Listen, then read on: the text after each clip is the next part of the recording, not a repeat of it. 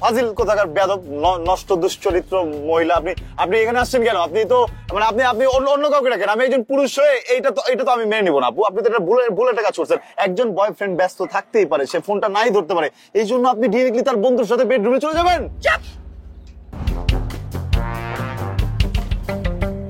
চিনতে পারছেন আমাকে?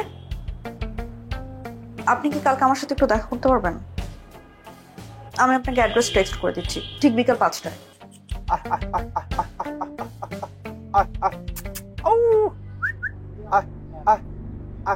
আপনাকে কি কবুতর খাওয়ানোর জন্য এখানে ডাকা হয়েছে?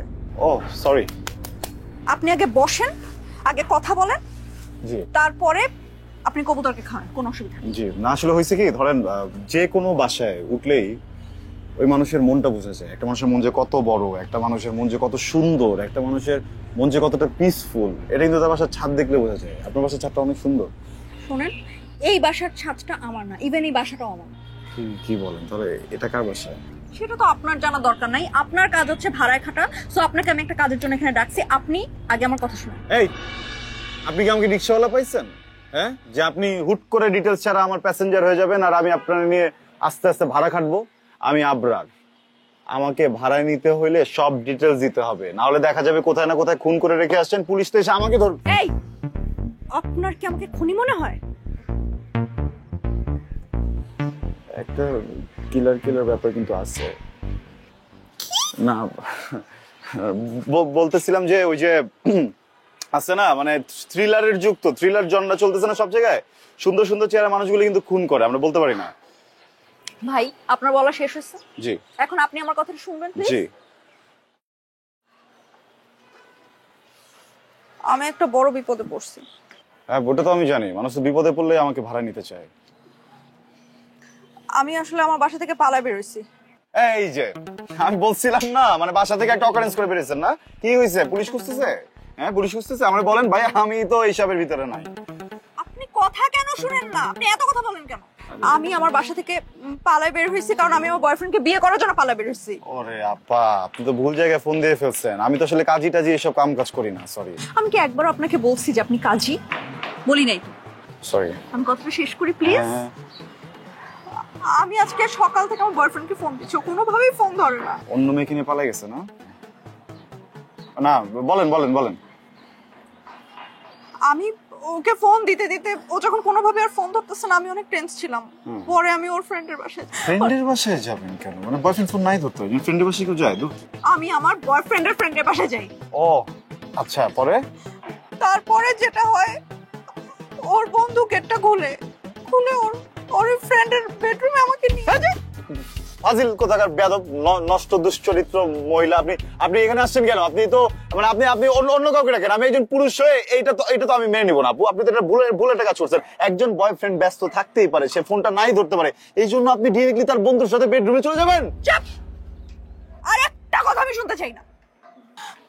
আপনি জানেন আমি যে কি দেখি?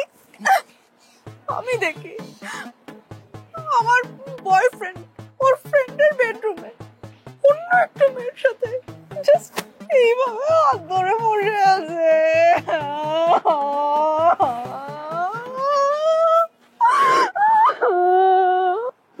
ইটস ওকে, ঠিক হয়ে যাবে। এরকম করে অনেক বয়ফ্রেন্ড, আপনি মন খারাপ করেন না। আমি আছি আপনার সাথে, আমি ডেইলি এসে আপনাকে সরি, আই থট যে আপনার একটা হাগ থেরাপি দরকার, এই জন্য মানে আমি আপনাকে দেখেন, এই যে কান্না থেমে গেছে, দেখছেন? আপনি এতক্ষণ ধরে কাঁদছেন, দুই চোখের পানি গেল কোথায়? এই যে আমি আমার হাগ দিয়ে আপনার সকল চোখের পানি চুষে নিয়ে নিছি। ভাই, আপনি আমার কথাটা শেষ করতে দেন প্লিজ। হ্যাঁ, করেন। একমাত্র আপনি এখন আমাকে হেল্প করতে পারবেন, এছাড়া দুনিয়ার কেউ আমাকে হেল্প করতে পারবে না। বলেন। আপনি প্লিজ আমার বাসায় চলেন।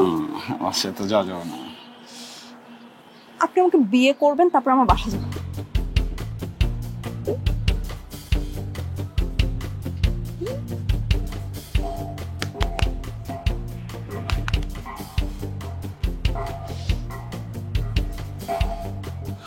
আমি রাজি, কিন্তু একটু মানে পরিবারকে আপনার ছবিটা একটু পাঠাতে হবে। আমি শোনেন, আপনি আমাকে সত্যি সত্যি বিয়ে করতেছেন না, আপনি আমার প্রক্সি হাজবেন্ড হবেন। ও ভাড়াটিয়া হাজবেন্ড? ইয়েস। দূর, আগে বলবেন আপনি আমাকে। তো আচ্ছা ঠিক আছে, এটা সমস্যা নাই, মোবাইল টান দিবেন না কথায় কথায়, হ্যাঁ, এটা প্রাইভেসি। আচ্ছা যাই হোক, শোনেন, আমি বলছিলাম কি যে হ্যাঁ, আমার মা খুব অসুস্থ।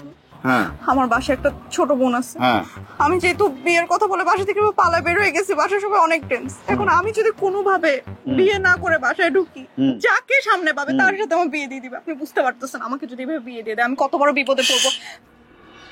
কি? দুইটা কন্ডিশন আছে।